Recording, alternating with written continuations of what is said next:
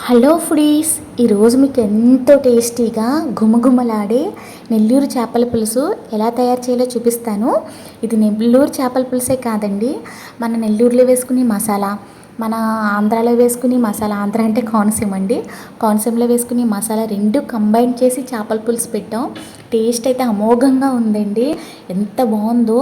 ఎందుకంటే నెల్లూరు చేపల పులుసులో మనం వెల్లుల్లి పేస్ట్ అది వేయమండి, దానివల్ల లైట్ నీ స్మెల్ అనేది వస్తుంది.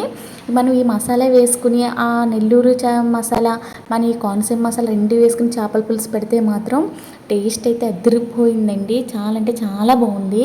ముందుగా మనం ఈ బొచ్చు చేప అండి, ఈ చేపని ఏం చేయాలంటే ముందుగా మనం వాటర్తో క్లీన్ చేసేసుకోవాలి. వాటర్తో క్లీన్ చేసేసుకున్న తర్వాత ఇలా ఉంటాయి. దీంట్లో మనం ఏం చేయాలంటే రాళ్ళుప్పు ఉంటుంది కదా, రాళ్ళుప్పు వేయాలి. తర్వాత కొద్దిగా పసుపు వేయాలి. రాళ్ళుప్పు పసుపు వేసి ఏం చేయాలంటే మనం చేతితోటి బాగా ఈ ముక్కలకి రాళ్ళుప్పు పసుపు అంత పట్టీలో బాగా మనం మెదుపుకోవాలండి. అంటే మరీ గట్టిగా కూడా మెదపకూడదు, స్లోగా మెదుపుకోవాలి. ఇలా చేయడం వల్ల ఏమవుతుందంటే ఆ చేప ముక్కకున్న జిగురు అంతా కూడా, జిగురు నీ స్మెల్ అనేది ఉంటుంది కదండి, అదంతా కూడా చేప ఈ పసుపు ఈ ఉప్పు లాగేసుకుంటుంది అనమాట, జిగురు జిగురు కింద వచ్చేస్తుంది. మనకి ఇలా వచ్చేసినప్పుడు మనం ఏం చేయాలంటే ఇప్పుడు నీట్గా కడిగేసుకోవాలి. చూసారా చేప ముక్క ఎంత నీట్గా క్లీన్గా ఉందో, చాలా ఫ్రెష్గా ఉంటుందండి, నీ స్మెల్ అనేది కూడా ఉండదు. ఇప్పుడు మనం ఏం చేయాలంటే ఈ చేప ముక్కల్ని పక్కన పెట్టేసుకుందాం. ఇప్పుడు ముందు మసాలా మీకు ప్రిపేర్ చేయాలని, మసాలాకి ఏంటంటే మిక్సీ పట్టకూడదు, కేవలం దంచుకోవాలండి, దంచుకుంటేనే టేస్ట్ అయితే బాగుంటుంది.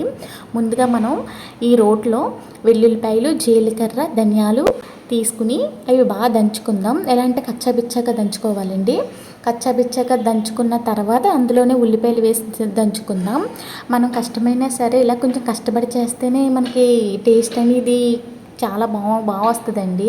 మనం మిక్సీలో 5 నిమిషాల్లో పట్టేయచ్చు, కానీ మిక్సీలో పట్టిన దానికి ఇలా చేతితో దంచుకున్న దానికి టేస్ట్ అయితే చాలా తేడా ఉంటుంది. మనకి ఇలా కచ్చబిచ్చగా నలిగిన తర్వాత ఇప్పుడు మనం ఉల్లిపాయలు వేసుకుని ఉల్లిపాయలు కూడా దంచేసుకుందాం. ఇలా దంచేసుకుని మనకి ఈ మిక్సర్ని ఏం చేస్తామంటే పక్కన పెట్టేద్దాం. ఇలా దంచుకుంటానికి చాలా టైం పట్టిందండి, అయితేనో కానీ టేస్ట్ అయితే అమోఘంగా ఉంది.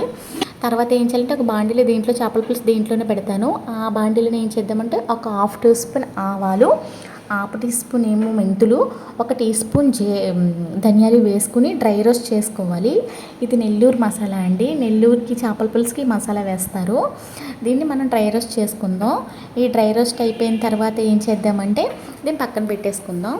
తర్వాత ఏంటంటే ఆయిల్ అండి, ఆయిల్ అయితే చేపల పులుసుకి ఆయిల్ ఎక్కువే పడుతుంది. ఆయిల్ హీట్ అయిన తర్వాత అందులో మనం ఒక 1/2 టీ స్పూన్ ఆవాలు, 1/2 టీ స్పూన్ మెంతులు వేసుకుని, తర్వాత మనం ముందుగా దంచి పెట్టుకున్న పక్కన పెట్టుకున్న ఉల్లిపాయ మసాలా మిక్చర్ని వేసుకుని బాగా వేగనివ్వాలి. దాంట్లో కరివేపాకు కూడా మస్ట్ అండ్ షుడ్గా కరివేపాకు వేయాలండి.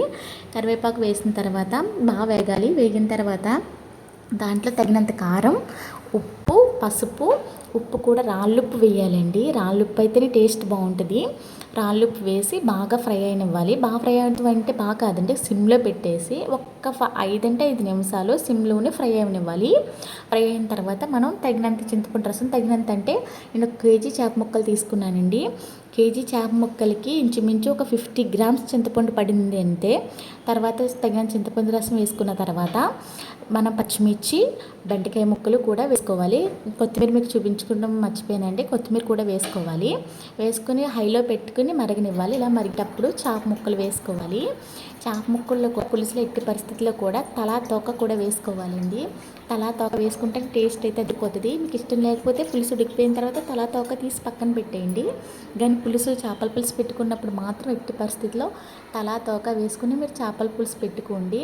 టేస్ట్ అయితే అమోఘంగా ఉంటుంది, చాలా అంటే చాలా బాగుంటుంది. తర్వాత మనం ముందు ఇందాక నెల్లూరు మసాలా మిక్సీ పెట్టుకున్నాం కదండి, ఆ మసాలా కూడా వేసేయాలి. ఇప్పుడు మెయిన్ ఇంగ్రీడియంట్ నెల్లూరు చేపల పులుసులు వేసి మామిడికాయ ముక్కలు. మనం 1 కేజీ చేపలకు ఒక 10 మామిడికాయ ముక్కలు సరిపోతాయండి. మనం ఎందుకంటే చింతపండు పులుపు వేసుకున్నాం కదా, మరీ ఎక్కువ వేసుకుంటే ఏమవుతుందంటే పులుసు అనేది మనకి బాగా పులుపు వచ్చేస్తుంది. కాబట్టి ఒక 10 మామిడికాయ ముక్కలు వేసుకున్నాం అంతే. ఇలా చూసారా నూనె పైకి తేలింది. ఇలా పైకి తేలినప్పుడు మనం ఏం చేయాలంటే సిమ్లో పెట్టాలి. సిమ్లో పెట్టి ఒక 5 మినిట్స్ అలాగే ఉండనివ్వాలి. అంతే. తర్వాత ఆఫ్ చేసేసి మూత పెట్టేసి ఒక అరగంట నుంచి గంట వరకు దాన్ని మనం కదపకూడదండి, అలాగే ఉంచాలి. మనకి ఒక అరగంట నుంచి గంట వరకు కదపలేనప్పుడు మొత్తం ఫ్లేవర్స్ అన్ని చేప ముక్కలు బాగా పడ్డాయి. ఇలా 5 మంత్స్ కొంచెం గార్నిష్ చేసుకుంటే ఎంత అంటే ఎంత బాగుందంటే టేస్ట్ చేపల పులుసు ఇలా చేయాలంటే మళ్ళీ మళ్ళీ ఎక్కడొక్కటి ఇలా ట్రై చేస్తారు. అంత బాగుంది చేపల పులుసు. దయచేసి ఇలా ట్రై చేసి